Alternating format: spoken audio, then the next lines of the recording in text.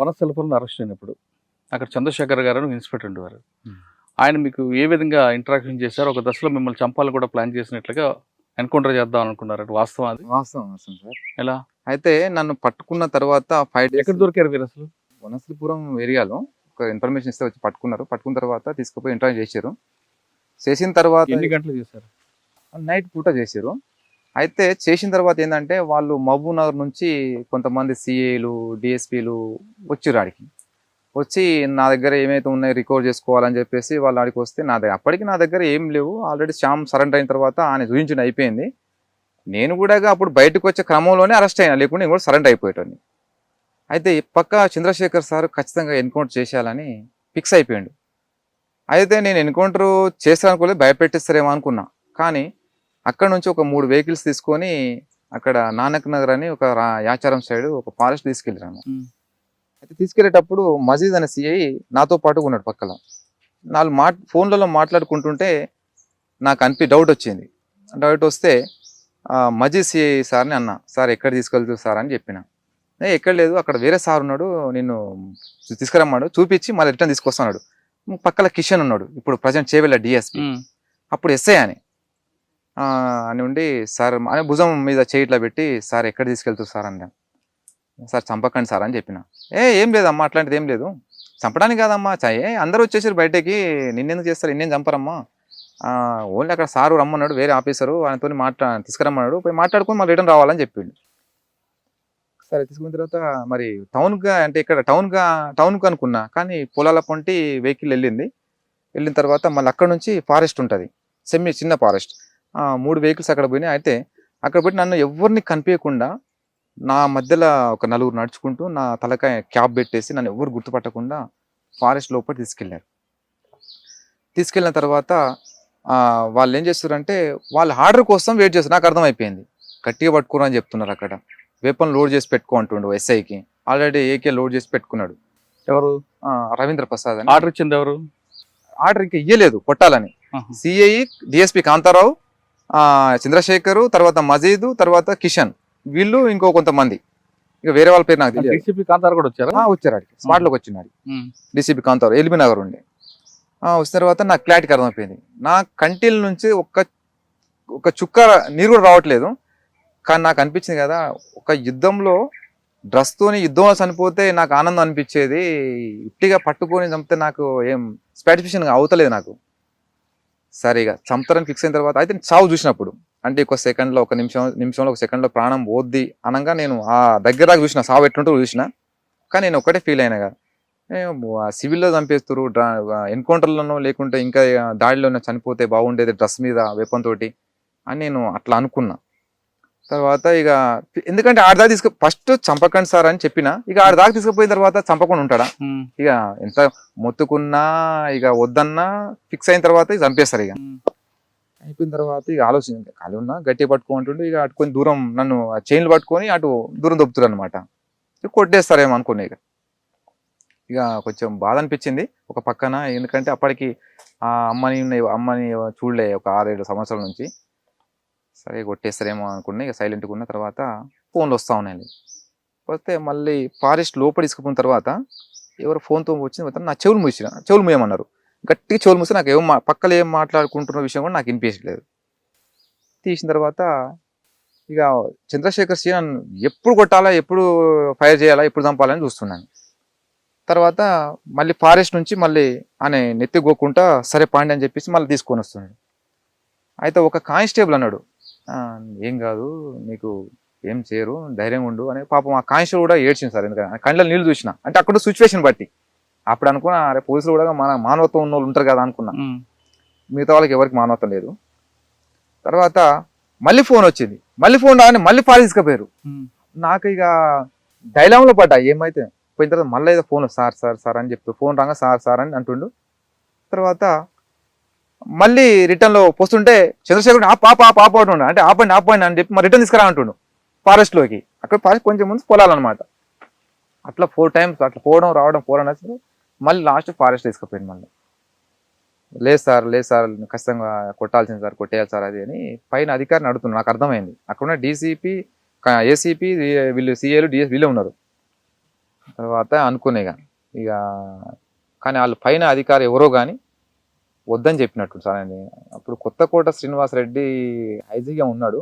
అని అన్నాడంటే విక్రమ్ నాకేం తెలియదు, ఆల్రెడీ ఎంతో మంది సరెండర్ అయిపోయి రమాకాంత్ వాళ్ళంతా, ఆయన కూడా సరెండర్ చేయండి ఏమవుతుంది, ఉన్నది ఒకటే కదా సరెండర్ చేసేయండి అని చెప్తే సరెండర్ చేయమని చెప్పిండంట. సరెండర్ చూపించండి ఎంతో మంది వచ్చారు కదా అని ఆయన చెప్పిన విషయం నాకు తెలిసింది శ్రీనివాసరెడ్డి సారు. ఇక ఆ చంద్రశేఖర్ సార్ ఏమంటుండే అప్పుడు సిఐ, నెత్తికోకుండా నీకు నూకలు ఉన్నాయి అంటుండ అనమాట. ఇక నీకు భూమి మీద నూకలు ఉన్నాయా అని చెప్పేసి ఒక దెబ్బ కొట్టిండు. ఇక అనే నీకు కొట్టినా కొట్టకపోయినా ఇక సరే 10 కొట్టు, ఇక ఏం కాదులే, సంపద అనేది అయితే ఆర్డర్ అయితే వచ్చింది. ఇక అనుకున్న తర్వాత ఇక తీసుకొచ్చి వెహికల్లో తీసుకొచ్చి ఒక 2 days తర్వాత రిమైండ్ చేసి. ఈ 2 రోజులు బాగా కొట్టారా? మొత్తం 5 రోజులు కొట్టుకోరు, 5 రోజులు బాగా కొట్టారు. అంటే ఎలాగ థర్డ్ డిగ్రీ లేదు మామూలుగా? సార్ ఎస్ఐ కంటే ఒక పాండ్ అది హనుమంత్ రెడ్డి అని ఒక కానిస్టేబుల్, ఇక రెడ్డి అనే పొగరో మరి ఏమో తెలియదు కానీ ఫస్ట్ నా క్యాస్ట్ అడిగిండు, బీసీ కుర్మా అని చెప్పిన. ఇక మీ పేరు ఏం పేరు అని అడిగిన, రెడ్డి అని కనిపిస్తలేదా అంటున్నాను అనమాట. అంటే సరే అని చెప్పేసి ఆయన బాగా కొట్టిండు సార్ ఆయన. నా చెవులకు ఇక్కడ నుంచి ఈ ఏళ్లతో కొడిస్తే ఈ చెవులు గోర్లు మొత్తం దిగినాయి లోపల, బాగా నడుల మీద బాగా తన్నిండు. థర్డ్ కంటే అంత థర్డ్కి ఏం కాదు, కాకపోతే లబ్బర్లతో బాగా కొట్టారు. ఇక వాళ్ళు ఎగిరేది ఇష్టం వచ్చినట్టుగా ఎగిరి తన్నడము, అక్కడ వచ్చిన స్పెషల్ పార్టీలతో తనిపేయడము. అక్కడ మిస్ అయ్యారు మీరు. ఇంకొకసారి ఒక ఎస్ఐ మీకు మాట్లాడుతూ ఆయన కూడా వదిలిపెట్టాడు కదా? అవును సార్. అది అయితే ఆ రోజు ఏమైందంటే సార్, ఉడిమిల్లలో మేము ఒక బహిరంగ సభ పెడుతున్నాం, పెట్టాలని పార్టీ తీర్మానము.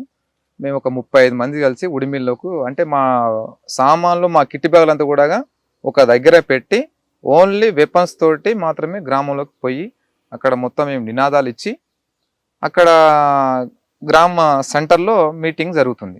అయితే వచ్చే బస్సులు అంటే మధ్యమడుగు జాతర బాగా సాగుతుంది, అప్పుడు వెహికల్స్ వస్తూ ఉంటాయి, వాళ్ళందరూ కూడా మీరు ఆపండి జాగ్రత్తగా, ఆపితే అక్కడ వచ్చిన జనాలు కూడా దిగుతారు, వాళ్ళు కూడా మీటింగ్లో అటెండ్ అవుతారు. అటెండ్ అయితే మీటింగ్ కూడా సక్సెస్ అవుతుందని చెప్పేసి చెప్తే సరే అని చెప్పి నేను రోడ్ మీద నేనున్నా, సాగర్ ఇంకొక భాస్కర్ అని కూడా ఉన్నాడు, ముగ్గురు, ఇంకో అరుణ్ అని ఇంకో అతను ఆయన ఎన్నుకొని చనిపోయిన తర్వాత. అయితే చాలా మంది వెహికల్స్ దిగుతున్నారు, లోపలికి పోతున్నారు, నేను మీటింగ్ అటెండ్ అయిన తర్వాత ఒక బస్సు వచ్చింది. అయితే వీళ్ళు ఏం చేసినంటే కొంతమంది టీం ఏంటంటే వాళ్ళ వేరే వాళ్ళతో మాట్లాడుకుంటే వాళ్ళు రోడ్ మీద ఉన్నారు. నేనే బస్సు రాగానే షార్ప్గా ఏం చేసినంటే ఇక్కడ మీటింగ్ ఉంటే నేను ఇటు సైడ్ వచ్చి నేను బస్ డ్రైవర్ దగ్గర పోయినా, అక్కడ నుంచి బస్సు వస్తుంది కాబట్టి ఇటు సైడ్ పోయి బస్ డ్రైవర్ని అడిగిన అనమాట, లైట్లు వేయమని చెప్పిన. అంటే అన్న పోలీసులు ఉన్నారని చెప్పిండు. అంటే పోలీసులు అని చెప్పలేదు, కానిస్టేబుల్ ఉన్నారని. నాకు కానిస్టేబుల్ ఉన్నారంటే ఒక్కడున్నాడా ఎవరు ఎంతమంది అని చెప్పిన. లేదన్నా అయితే అప్పటికి ఏంటంటే మమ్మల్ని చూసిండు ఎవరు, వెంకటేశ్వర అని అప్పుడు అమరాబాద్ చేస్తుండే. ఆయన ఏం చేసిండు, లైట్ లేదని చెప్పి లైట్ బటన్స్ దగ్గర వచ్చి వేయడం పెట్టినమాట డ్రైవర్ దగ్గరికి. అంటే లైట్లు వేస్తే కనిపిస్తాం కదా, పోలీసులు కనిపిస్తారు కాబట్టి లైట్లు వేయకుండా వచ్చి ఆడ ఆపిండు. ఇక అక్కడ ప్రజలు ఉంటారు కాబట్టి వాళ్ళు ఫైర్ చేసారు, కానీ ఇక క్రాస్ ఫైర్లో ప్రజలు చనిపోతారని చెప్పేసి చేయనట్టున్నారు. అయితే నేను ఎప్పుడైతే డ్రైవర్ దగ్గరికి ఇట్లా అయిపోయినా, అయితే ఒక కానిస్టేబుల్ ఆల్రెడీ ఇట్లా వెపన్ తీస్తున్నాడు పైకి అని ఫైర్ చేద్దామని. అప్పుడు నాకు డౌట్ వచ్చింది, అంటే ఒకటి కారు ఉంటుంది పక్కనే ఇప్పలపల్లి రెడ్డిది. అయితే నేను ఎప్పుడైతే ఇట్లాంటి నేను ఈయన సాగర్ ఉంటే సాగర్ ఎనిమి అని చెప్పి నేను ఇట్లా కొంచెం కాదు అంటే ఇంకా వాళ్ళు ఫైరింగ్ పడపడి కొట్టాను. ఇక అక్కడ నుంచి నేను ఒక్కడిని ఇటు వెళ్ళిపోయినా, నేను ఫైర్ చేసుకుంటా పైకి ఓన్లీ, అంటే బస్సులో జనాలు ఉంటారు కాబట్టి చనిపోతారు సార్, నేను చెయ్యమట్ట. బస్సులో పోలీసులు మిక్స్ వస్తే చెయ్యము, మేము పైకి ఫైర్ చేసుకుంటా నేను ఒక్కని వెళ్ళిపోయిన తర్వాత వీళ్ళంతా ఎన్కౌంటర్ అయితే చెల్లచెదరైపోయి ఎక్కడైతే కిట్ బ్యాగులు పెట్టామో అక్కడ పోయి వీళ్ళంతా. నేను ఒక్కరిని మాత్రమే అడిలా చెట్టు మీద తెల్లారులో కూర్చొని, తెల్లారైన తర్వాత నేను ఎక్కడైతే మరి బ్యాగులు పెట్టినా అక్కడే కలవాలనేది మాకు ప్లేస్. అయితే ఆ ప్లేస్ కు నేను ఒక్కనే వెళ్తున్నా. ఒక్కనే వెళ్ళిన తర్వాత ఏమైంది, అప్పటికి వీళ్ళకి 7 గంటలకు ఎన్కౌంటర్ అయింది. వాళ్ళు కూడా వెళ్ళిపోయారు, ఎక్కడైతే మేము కలవాలనుకున్నామో కిట్లు పెట్టారో అక్కడ కూడా ఎన్కౌంటర్ అయింది వాళ్ళకు. అక్కడ ఎన్కౌంటర్ విషయం నాకు తెలియదు. అయితే వీళ్ళందరూ వెళ్ళిపోయారు. నేను కరెక్ట్గా 10:30కు అదే ప్లేస్కి పోయినా, నిశ్శబ్దంగా ఉంది, కిట్టి బ్యాగులు లేవు, ఎవరు లేరు, వీడికే కదా రమ్మని చెప్పింది, ఎవరు లేరు కదా అని అనుకున్నా. అయితే పక్కల ఆడి అనుకుని కొంచెం 1 ఎకరం పొలం ఉంటుంది, ఆ గొర్రెల మంది ఉంటుంది అనమాట. ఆ గొర్రెలు కూడా ఏం లేవు, మేకలు అంటే అప్పటి గొర్రెలు ఉండే. ఆ ఎన్కౌంటర్ ఫైరింగ్ భయపడి అందరు వెళ్ళిపోయారు, నాకు తెలియదు. ఇక పోయిన తర్వాత ఆకలి వేస్తుంది, తినడానికి ఉన్నాయని చెప్పేసి నేను ఇక వెప్పనట్లు పెట్టేసి చెక్ చేసి చుట్టూ ఆ మంద చుట్టూ తిరుగుతున్నా, మూటలు గిట్లు ఉంటాయి కదా. ఇక వాళ్ళు మనుషులు లేకుండా మనం అయితే ఎవరు ఓపెన్ చేయము, సరే ఆకలి వేస్తుంది కాబట్టి దానికోసం అన్నా చేయాలని చెప్పేసి ఇక పోయి ఇప్పుతున్నా కాళ్ళు ఇట్లా కూర్చొని ఇప్పుతుంటే రొట్టెలు దొరికినాయి. అయితే వీళ్ళు ఎన్కౌంటర్లో వదిలిపెట్టిన సామాన్లు మొత్తం ఎత్తుకొని ఆ ఫారెస్ట్ నుంచి పొలంలో ఇక పొలంకు బాటు ఉంటుంది ఇట్లా పెట్టుకొని వాళ్ళు వస్తారు అనమాట. నేను ఇట్టుకుంటే ఇట్లా చూసిన మేకలో ఏమో మంద చేస్తారని అనుకున్నా. ఇది అంటే మంద చేస్తారు మేక పిల్లలకు. మళ్ళీ డౌట్ వచ్చి చూసిన చూడనే ఎనిమి టక్కున వెపన్ అందుకొని అది నాకు ఫైర్ చేయడం కవర్స్ కూడా లేవు. కిట్టి బ్యాగ్ ఆడనే వదిలేసిన అంటే ఆడనే ఉండే ఇక వదిలిపెట్టిన. వాళ్ళు ఎంబడే ఫ్యార్లలో అయిపోయారు. ఫ్యార్లలో అయిపోయి వాళ్ళు క్లియర్ కనిపిస్తున్నా వాళ్ళు మొత్తం బ్రష్లో కొట్టేస్తారు ఫైరింగ్. నేను ఒక 100 అడుగుల దూరం వరకు అట్లే నేను బెండన్లో చాలా షార్ప్గా వచ్చేసి ఫారెస్ట్లో పడిన తర్వాత 2 అయిపోయినాయి. తర్వాత మళ్ళీ చిట్లంగుంట దగ్గరికి పోయినా. అక్కడ లంబాడ్స్ తింటారు. అక్కడ పార్టీకి బాగా సహకరించే వాళ్ళు. అక్కడ గుట్టలలో పొలాలు ఉంటాయి వాళ్ళకు. అయితే అక్కడి పార్టీ వస్తుంది ఏమైనా అయితే కూడా మళ్ళీ అక్కడ కలవచ్చు. అక్కడ పోయిన తర్వాత సాయంత్రం 3 గంటలకు వెళ్ళినా అక్కడ ఒరినాటు వేస్తారు అందరూ. ఆడ చూసిరు నన్ను చాలామంది. నేను చెప్పిన అన్నలకు అక్కలకుండి నేను ఇక్కడ నన్ను చూసినట్టు ఎక్కడ చెప్పకండి అక్క అన్న మీరు వెళ్ళండి నేను కూడా వెళ్ళిపోతాను మా వాళ్ళు వస్తే అంటే సరే అన్న మీరు జాగ్రత్త ఉన్నానన్న ఎందుకంటే పోలీసు కూడా తిరుగుతున్నారు చాలా జాగ్రత్త ఉండండి ఉడిమిల్లా ఇట్లా అయిందంట అని చెప్తే అవును అక్క అని చెప్పినాం. సరే తర్వాత వాళ్ళు వెళ్ళిపోయినా. అయితే ఆ పొలం వ్యక్తి ఒక అతను పాండు అని ఎస్టీ అతను. అక్కడ కొన్ని గొర్రెపిల్లలు ఉన్నాయి. ఆయన అక్కడనే పండుకుంటాడు ఇంటికి ఏం పోడు. అన్న నేను ఈరోజు ఇక్కడనే ఉంటా నైటు ఒకవేళ పోలీసులు గిట్ట వస్తే అంటే నేను ఫస్టే ప్రిపేర్ చేసి పెట్టినా ఒకవేళ గిట్ట పోలీసులు వచ్చారు అనుకో నేను తిన్నాం అనుకుంటా నేను ఒక్కను నా దగ్గర ఏం లేవు వెపన్ డ్రెస్ మొత్తం నేను గుడిసెలో పెడతా ఉరిగడ్డ గుడిసెలో పెట్టి దాని మీద కవర్ వేసేసిన చిన్న మంచ. అయితే ఒకవేళ పోలీసులు వచ్చిన వాళ్ళు నేను లుంగి ఉంటే లుంగి మాత్రం కట్టుకున్నా బని కూడా ఏం లేదు. ఇక ఒకవేళ గిట్ట నన్ను పట్టుకురు అనుకో పోలీసులు మా జీతగాడ అని చెప్పు ఏ ఊరు అంటే చిట్లంగుంట అని చెప్పు గొర్రెల కాడ నేను పెట్టుకున్నా సార్ ఇట్లాగానే అని చెప్పంటే అదే మాట నేను ఏ పేరు రాజు అని చెప్పమని చెప్పిన ఏదో ఒక పేరు అది కూడా చెంచోల అబ్బాయి అని చెప్పమని చెప్పిన అట్లే అన్న అని చెప్పిండు. నైట్ వర్షానికి నిద్ర కూడా రాలేదు. ఇక తెల్ల ఇంకా అప్పటికి లేట్గా పండుకున్నాం. కరెక్ట్గా 5:30 అవుతుంటే అప్పుడప్పుడు బగబగ తెల్లారుతుంది కుక్కలు మొలుతున్నాయి. ఈయన లేచిండు ఎవరైతే నాకు ఉన్నాడో నాతో పాటుగా అన్న లేనా మనోళ్ళు వచ్చి లే అన్నాడు. అనగానే లేచి టక్ ఇట్లా కళ్ళు ఎదుర్కొని చూసిన గుంపు మేము అట్లా రాము కదా ఒక దగ్గరికి వస్తే మేము సింగిల్ గానా ఒక్కరా ఇద్దరం వస్తాం అన్న వాళ్ళు మా వాళ్ళు కాదన్న వాళ్ళు పోలీసు వాళ్ళు అని చెప్పిన టక్క అనగానే రౌండ్ అప్ చేశారు. ఇక చేయగానే ఏం నాయక్ ఏం చేస్తారు అనుకుంటా అని వచ్చిన తర్వాత నేను అనుకున్నా నన్ను ఆల్రెడీ ఇక్కడ చూసిపోయారు కాబట్టి ఇన్ఫర్మేషన్ ఇచ్చారు ఖచ్చితంగా నన్ను రౌండ్ అప్ చేశారు. ఇక నేను ఛాయిస్ లేదనుకున్నా. ఇక ఎంత పొలము గంత ఒక 4 అడుగుల దూరంలో అడవి. అయితే వాళ్ళంతా ఎస్ఐ ఉండి నాయక్ అయితే అంతో పాటు 2 గన్మెన్లు ఉన్నారు. ఆ గన్మెన్లు ఏం చేశారు ఎస్ఐ అన్నాడు అనమాట. అంటే ఎస్ఐ నాకు తెలియదు అంతా జంగిల్ డ్రెస్లో ఉన్నారు. మిగతా వాళ్ళు ఏం చేశారు లోటలు పట్టుకొని లేట్ రూమ్కి వెళ్తారు అక్కడ ఒకరు ఇక్కడ. అప్పుడు అనిపించింది వీళ్ళు లేట్ రూమ్కి వెళ్తారంటే నన్ను పక్కా సమాచారం కాదు జనరల్ గా వచ్చారని అర్థమైంది. నన్ను అడిగిండు ఫస్ట్ నాయక్ని అడిగిండు లంబడాన్ని అడిగిన తర్వాత లేదా సార్ మా జీతగాడు సార్ అది అని చెప్తే నన్ను అడిగిండు అట్లా కూర్చొని నేనే అట్లా కూర్చున్నా కింద ఏకే ఇట్లా పెట్టుకుని ఆయన కూర్చొని ఏ ఊరు రాది అంటే సార్ ఇట్లా మాది ఇట్లా ఉంటా సార్ ఇట్లా జీతం ఉంటా అంటే మనం ఎంత క్లారిటీ చెప్పా అంటే కొంచెం మా లాంగ్వేజ్ నేను చెప్పిన చెంచు లాంగ్వేజ్ చెప్పిన. తర్వాత మీ సర్పంచ్ పేరు ఏం పేరు అన్నాడు. అంటే ఈయన చెప్పిండు టక్కున నిన్నాడు నాన్న పే అని చెప్పేసి వాడిని అడుగుతూ నీవెందుకు అంటావురా నీవేం చెప్తున్నావురా అన్నాడు. అప్పుడు ఇటు రారా అన్నాడు. అనగానే ఇటు సైడ్ ఏమో ఎస్ఐ. అయితే అక్కడ గన్మెన్లు వచ్చిన వాళ్ళు కూడా దొడ్డికి వెళ్ళిపోయారు వాళ్ళు. అయితే మీ ఊరు సరిపోయి నీకేం తెలియదు అనుకుంటా వాళ్ళు దొడ్డికి వెళ్ళిపోయారు అనమాట. వాళ్ళు ఏమైనా ఉండి కొంచెం ఎంకరేజ్ చేస్తే ఇక దొరికేదేమో అదే నాకు ప్లస్ పాయింట్. అయితే వాళ్ళు దొడ్డికి వెళ్ళిపోతే మీరు వెళ్ళండి నేను తర్వాత వెళ్తా అని చెప్పి ఎస్ఐ పంపించిండు. చుట్టుపక్కల మొత్తం వాళ్ళు ఉన్నారు గ్రౌండ్స్ పార్టీ. ఇటు రా అనగా నేను లుంగి ఇట్లా లేచిన ఇట్లా నాకు అడ్డం గుడిసె ఉంటుంది ఇటు సైడ్ నేను చూస్తున్నా ఆయన కనిపిస్తుంది నాకు. చుట్టూ చూస్తే పోలీసులు ఉన్నారు. నేను లుంగి కట్టుకున్నా. ఈయన ఈ నాతో పాటు ఉన్నాయని ఆ పొలం అయినా భయపడుతున్నాడు వండుతున్నాడు. అప్పటికి తడిచినాం మేము నైట్ అంతా ముసురు కాబట్టి తడిచినాం. లుంగి కట్టుకొని మెల్లగా జంప్ అవుదామని చూస్తున్నా. అయితే మరి చుట్టూ వాళ్ళే ఉన్నారు. ఒకవేళ జంప్ అయినంటే ఎవరు జంప్ కారు కదా ఫైర్ చేసేస్తారు అక్కడ ఎవరు పారిపోరు కదా. ఆలోచించి సరే ఇదే జనరల్ చెకింగ్ సరే ఏదైనా కానీ అని చెప్పేసి ఇక చేతులు కట్టుకొని దగ్గర పోతే ఆయన భుజం మీద చేసిండు. ఏ ఊరు మళ్ళీ సేమ్ అడిగండి ఏ ఊరు ఏంటంటే మీ సర్పంచ్ పేరు అంటే ఈయన చెప్పింది గుర్తుంది కదా ఉమ్, అదే చెప్పిన మంచిగా అవద్దని చెప్పినాడు. సార్ మేము ఉండేది అడవిలో జీతం ఉండి బతాం సార్, మేము సర్పంచ్ ఎవరో కూడా మాకు కనీసం తెలియదు, మేము చెంచులం అని చెప్పిన తర్వాత చాలాసేపు మాట్లాడింది. సరే అని నా అయితే ఆ గుడిసెలకు ఇట్లా వెళ్ళటం ఇట్లా పోతున్నాను అనమాట. అయితే ఆయన బ్యాగ్ కూడా దాంట్లో పెడదామని వాన వస్తుంది. ఉమ్, సార్ గుడిసెలకు ఆరుతుంది సార్, అక్కడ పెట్టకండి సార్, ఇటు పెట్టండి సార్ అని చెప్పిన. తీస్తే కింద పెట్టిండు. సరే నేను దొడ్డిపోయి ఇస్తాను, కిట్టు తడవకుండా చూసుకో అన్నాడు. సరే సార్ అని చెప్పిన. తర్వాత ఏం చేయాలబ్బా, సరే కిట్లో ఏముంటాయి అదే వేపన్ అయితే తీసుకుని పోతుండే, కిట్టు కాదు అది. సరే కిట్ అని చెప్పేసి సరే అని చెప్పేసి అడ్డ ఇంక ఎట్లా డౌట్ అయితే క్లియర్ అయింది. కానీ ఎవరైనా మాజీలు ఎవరైనా వస్తారని గుర్తుపెట్టేవాళ్ళు. ఇక సరే అని చెప్పేసి ఇక దొడ్డిపోయి వచ్చిన తర్వాత నేను వెపన్ తీసి ఆ బ్యాగ్ మీద పెట్టిండు. లేచి కర్చీప్ తోటి ముఖం తుడుచుకుంటుండ అనమాట. నా టెస్ట్ చేస్తుండో మరి ఏదో అనుకున్నా, మరి నా పక్కన పెట్టి మరి ఆడనే ఉన్నాడు. టక్కని తీసుకున్నాడు, మళ్ళీ తీసుకుని భుజాన్ని వేసుకున్నాడు. నా 20 నిమిషాల దాకా మాట్లాడు. మేమున్న దగ్గరికి ఒక 20 అడుగుల దూరంలో ఆ చెలుకోలు ముసలోళ్ళు ఉంటారు అనమాట. వాళ్ళేమనుకుంటారు, ఏ బియ్య వాళ్ళ బియ్య అంటే అన్నలు వచ్చారు కదా అంత మాట్లాడుతారని వాళ్ళు అనుకుంటారు అనమాట. పోలీసులు అనేసి వాళ్ళకి తెలియదు.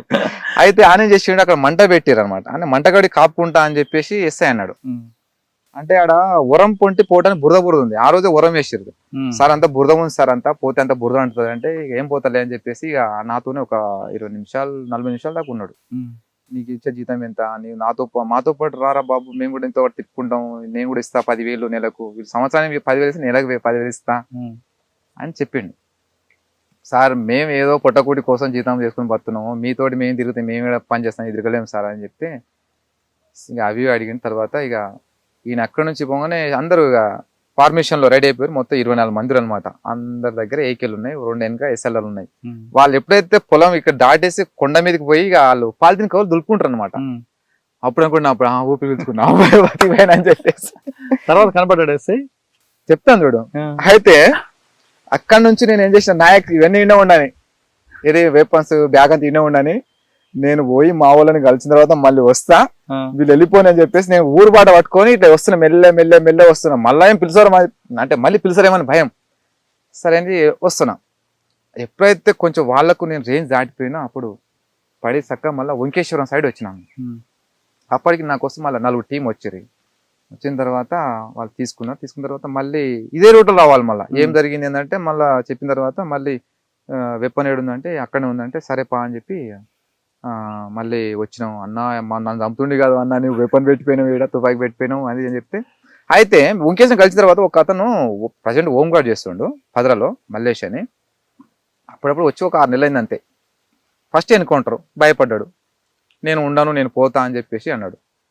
సరే పోమని చెప్పేసి పంపించినాం. అయితే ఈయన సరెండర్ అయిన తర్వాత సార్ ఇక అడిగిరు ఎక్కడెక్కడ సార్ ఇట్లా పలానా దగ్గర విక్రమ్ దొరికిండు, మీరు పట్టుకుంటే ఎంబడే చార్సిన ఎస్పీ మేడం ఆ పార్టీ ఇన్ఛార్జ్ ఎస్ఐ కూడా అంటే పిలిపించి ఆయనని గట్టిగా వారిని మళ్ళీ 6 months మళ్ళీ ట్రైనింగ్ పంపించి. అయితే ఇక నేను అనుకున్నా చెప్పేది లేకుండే, సరే అది జనరల్ చెకింగ్ లో అది అయిపోద్ది కానీ ఇక అవసరమా. అయితే నా పేరు సత్యయ్య, పెద్ద కొత్తపల్లి ఎస్ఐ చేసిన. బుల్లెట్ ద్వారా కాదు బ్యాలెట్ ద్వారా ప్రజాస్వామ్యం సాధించవచ్చు అంటున్నారు విక్రమ్ అలియాస్ సైన్. ఎక్కడో అడవిలో ఉండి బుల్లెట్తో మీరు నిత్యం పోరాటం చేస్తే ఇటు ప్రజలకి లాభం ఉండదు, అటు మీ కుటుంబాలకి లాభం ఉండదు, కేవలం తూటాలకు మీరు బలవుతారంటూ అని చెప్తున్నారు.